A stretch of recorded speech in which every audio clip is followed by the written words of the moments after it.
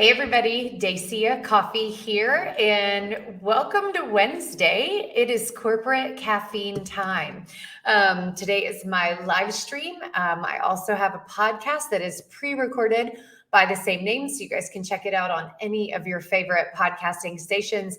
My husband and business partner is my co-host, and we get pretty silly sometimes, so take a peek at that. I have been talking recently to you guys about the personal side of business, how to navigate change, and how to show up in your wholeness, even when you feel a little broken or a little disjointed, and to be ready for change, including when that change is positive.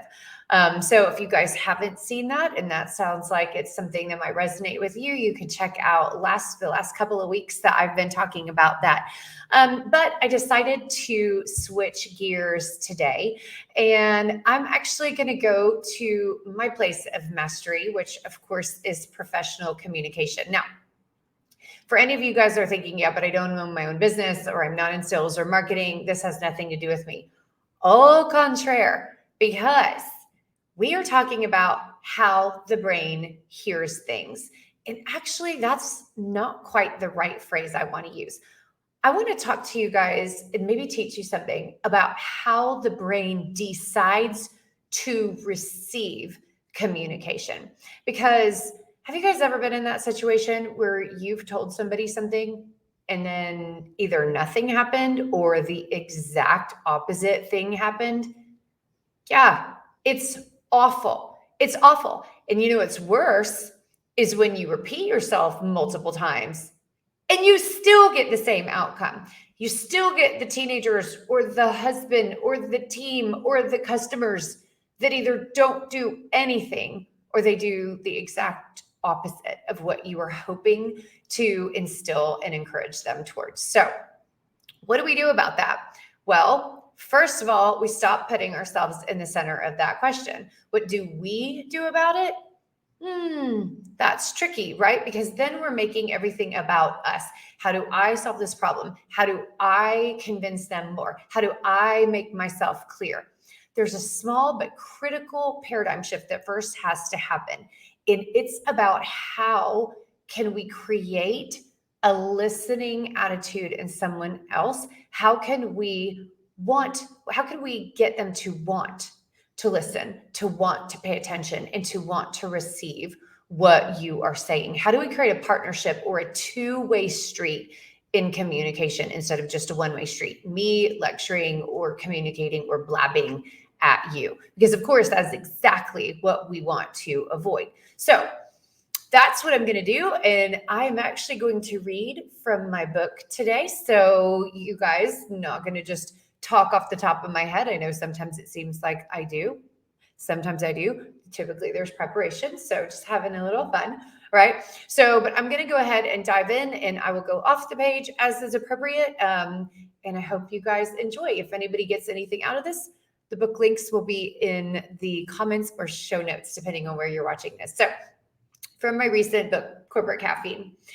In 2002, Daniel Kahneman won the Nobel Prize in economics for showing that humans don't make logical decisions, especially in the face of complex judgments. It was a shocking choice for the award, considering Kahneman is not an economist, but a psychologist.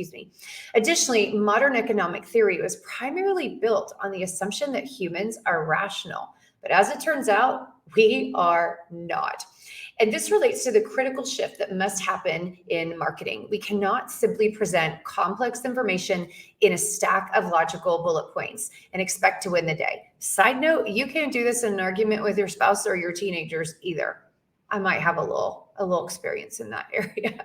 Why doesn't it work? Because decision-making doesn't happen in the part of the brain that manages logic. It actually happens in the limbic brain, which is responsible for, you guessed it, or maybe you didn't, emotion. The limbic system is a collective term for brain structures that are involved in processing emotions, and it's responsible for all the human behavior and decision-making and has no capacity for language. On top of that, this system processes information 200 times faster than the cognitive brain, which is the conscious. In other words, when we communicate merely features, facts, and figures of a product or of our point of view, it does not catalyze action. This type of information only provides rationale for the decisions that we are already making in the subconscious. Scientists have found that brain damaged patients who have lost their capacity to feel emotion struggle to even make the most elementary decisions every single day. If you're like most of my clients, this just made you uncomfortable. Good. Do you want to know why your current marketing isn't working, or why your current professional communication or personal communication isn't working? It's because you are not tapping into the most important tool in your marketing and in your humanity, your ability to create an emotional response in another person. Let's think for a moment about what the brain is responsible for every single day. The brain's responsible for keeping us alive, coordinating the body's systems, translating impulses into movement, speech, thought, ideation, action, and emotions. It's responsible for subconscious processing, memory, learning, change, decision-making, and on and on and on. The brain is remarkable at preventing overload because it's a remarkable filter. Every single second, we are being bombarded by information. The human body is actually sending 11 million bits of information per second to the brain for processing. The filtering that the brain must do allows us to have a conversation in a crowded restaurant, to be able to drive a car without being distracted, and to pick up on peripheral danger signals. So the brain is basically built to focus on the things that are most important and most interesting to us. So this is known as the reticular activating system. And as Ruben Gonzalez explains in The Courage to Succeed, even though the cerebrum is the center of thought, it will not respond to a message unless the RAS, the reticular activating system, allows it. So what does the RAS let into our conscious mind? Well, ironically, only things that are already important. Now, off the page really quickly, this should have just made you uncomfortable. You should have thought, wait, how do I talk to somebody about a product or service or a point of view or an opinion that they've never heard or they've never considered, when the only thing that gets into the brain is something that the brain already cares about? And this is the exciting part. This is where empathy enters in, you guys.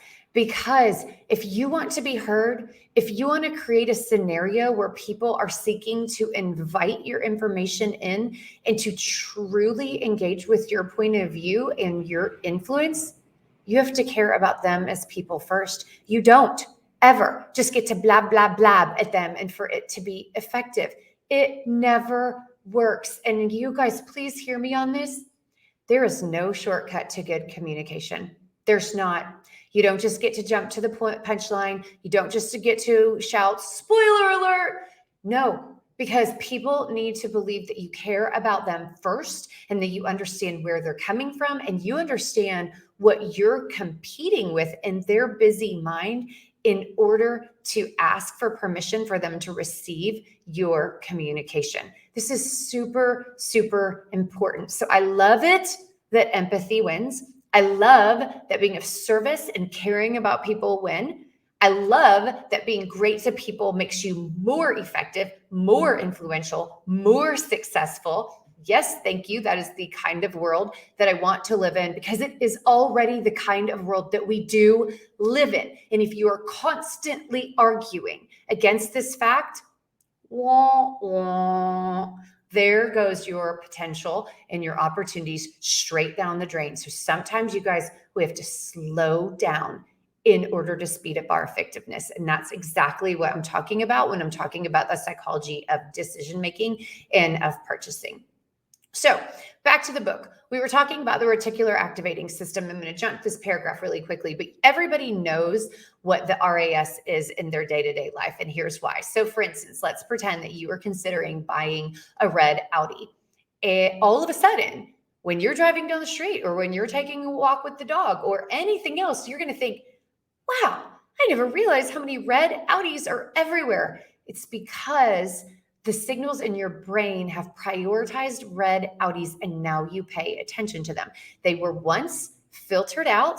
They were always there. It's just that the brain was keeping out that information because it was not pertinent, interesting, or important to who you were and how you were functioning every day. But once you made a decision to prioritize that, it sinks into the subconscious and it changes how the filter works in our brain. So that's how it works. Okay.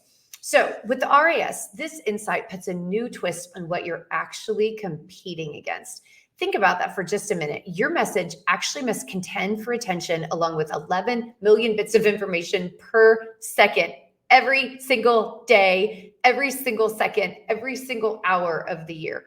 When you consider that there are 3 exchanges in a sales cycle: attention, time, money, so something I cover in the book earlier, that means you're fighting for prioritization in your customer's mind, or say it in your listener's mind. You're not just competing with your named customers or whatever is right in front of you. You're competing with everything else in the entire world, fighting to get that person's attention. You might be competing with somebody's kid or spouse or boss or anything. And guess what? That is grabbing their attention. How do you get past that? So you need to understand, either your marketing message will trigger a predisposition for that buyer or that listener to pay attention to you, or it won't. Again, that's why it's so critical to know your audience. In marketing speak, that means know your buyer personas. Think about them as real human beings, not a market segment, not a group of people. And if you don't know who they are inside their own heads, you will never get in. So for instance, if we go back to the argument with the spouse or the argument with the teenagers, if you do not take the time, even just a small little pause or a minute or two before you bring up a critical conversation, if you do not take the time to think about who they are and where they at, and are you trying to meet them there, they will immediately put the wall up, because you're not aligning with how the brain processes and receives information. We are naturally stubborn. Shocker, right? It's not shocking that we are naturally wired to protect ourselves and to pay attention to things that are most important. So that means the only thing that changes that wiring is meeting people in their moment, in their pain, in their desires, in their self-centeredness. It doesn't matter what you call it, but you have to go there before you get to focus on what you want to communicate. So much of this book up to this point is based on the critical truth that emotion drives decisions. So making sure that you lead with people first and you document things, like for instance, in the book, we go through sales mapping and messaging choreography. You learn how to use emotion as a predictable, I know, careful with that word, but as a predictable element of the decision-making criteria. It's not that you can predict how people will respond. It's not that you can peek into their heads, but it's that you can confirm for yourself and the other people that emotion is real and that you are capable of walking by them and navigating through that emotion in order to have a meeting of the minds in a two-way street. So it's time for those in the business to business world, and I would argue everyone else out there, to stop sabotaging your own efforts just because you aren't comfortable with emotion. So after this in the book, I go into heuristics. So some of the shortcuts that the brain takes. I'll give you a couple examples. The brain loves repetition. It makes it easier to pay attention. The brain has a familiarity bias, and I talk about what does that mean and how does the brain prioritize things that are familiar. Loss aversion, the brain cares more about losing something than it cares about gaining something. So there's the lizard brain for you. I talk about inertia. So the tendency to just keep doing things the same way over time. And this becomes subconscious. This is really important. And then I go through some other ones: confirmation bias, social proof, contrast effect, anchoring, reciprocity. There are loads and loads of heuristics. These are some of the more common ones that we lean on probably a little too heavily. However, these are subconscious anchors and tools that our brain uses in order to simplify complicated or overwhelming information in a complicated and overwhelming world.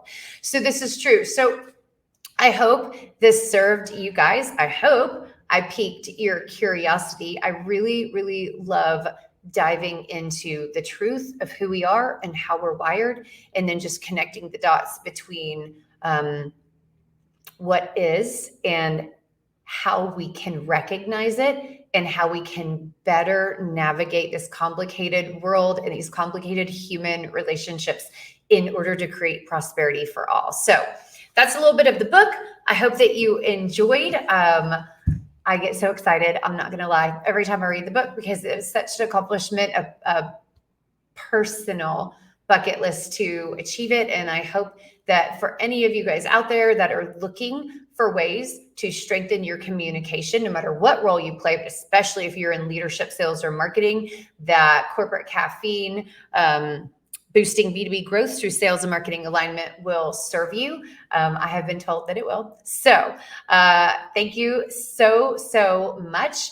And as always, I just encourage you guys to be all in on whatever you're working on. Don't hedge your bets at work. Don't save your best self for being at home. Show up whole. You don't have to love your job. You don't have to love every aspect, but you know what? You should love yourself enough to always function in integrity. And here's the truth of the matter. No matter what situation you're involved in, personal, professional, where you're at on your success journey, you're going to have to communicate for the rest of your life in order to get your way. Forever. Starting immediately, literally starting the next second that you open your mouth, you get to keep repeating that for the rest of your life.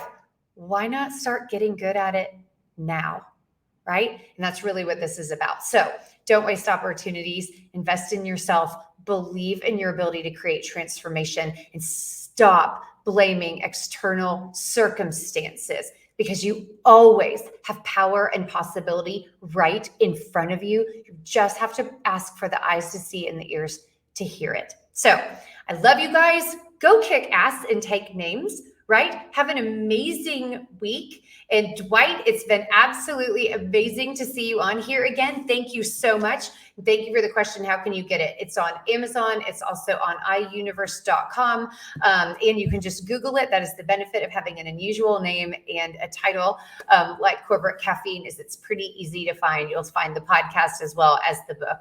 And David Ball, always amazing to see you. I know that you are definitely have the heart of a servant leader, and so appreciate you being on here. All right, you guys, happy Wednesday.